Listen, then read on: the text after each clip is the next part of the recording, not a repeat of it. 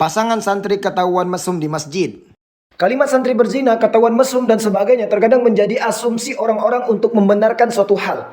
Saya contohkan, itu orang paham agama, itu orang santri saja berzina, apalagi kami. Sebenarnya kita sendiri yang memilah dan memilih kebaikan dan jalan yang ingin kita lalui, teman-teman. Kenapa? Jangan jadikan seseorang yang paham agama sebagai landasan kamu untuk berbuat maksiat. Karena pemahaman kita, zina itu adalah sesuatu yang haram dan dilarang oleh agama. Bahkan Allah Subhanahu wa taala pernah berfirman, "Wala taqrabuz zina innahu kana fahisha wa sa'a sabila." Dan janganlah kamu mendekati zina. Teman-teman, mendekatinya aja nggak boleh. Kenapa? Karena ia sungguh perbuatan keji dan juga perbuatan yang buruk.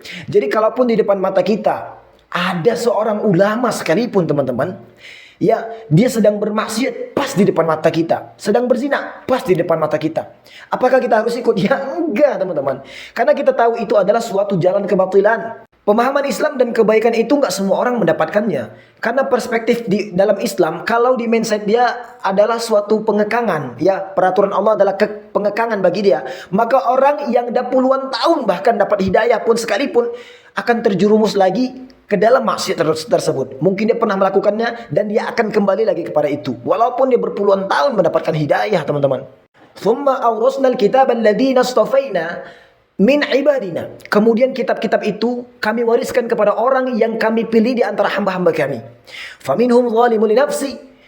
Lalu di antara mereka ada orang yang menzalimi diri mereka sendiri. Nah, itulah orang-orang yang sering melakukan perkara haram, dan ini ramai populasinya.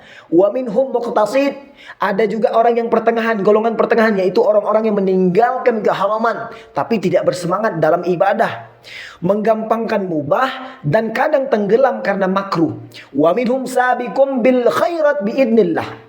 Dan ada pula terkadang orang yang lebih dahulu berbuat baik dengan izin Allah, yaitu orang yang senantiasa melaksanakan kewajiban, meninggalkan keharaman, bersemangat menjalankan ibadah, sunnah dan sebagainya, dan selektif dalam melakukan kemubahan, menjauhi yang makruh. Nah, ini adalah kedudukan yang paling tinggi, teman-teman, paling tinggi, dan populasinya itu sangat jarang. Dzalika huwal fadlul kabir. Yang demikian itu adalah karunia yang besar yang diberikan oleh Allah Subhanahu wa taala kepadanya. So, mengapa ada orang yang paham agama dan taat beribadah, bahkan dia santri, bahkan dia ulama, tapi masih pacaran, tapi masih maksiat, tapi masih zina dan sebagainya? This is simple, teman-teman, karena kamu atau kitalah yang memilih jalan itu, teman-teman semua.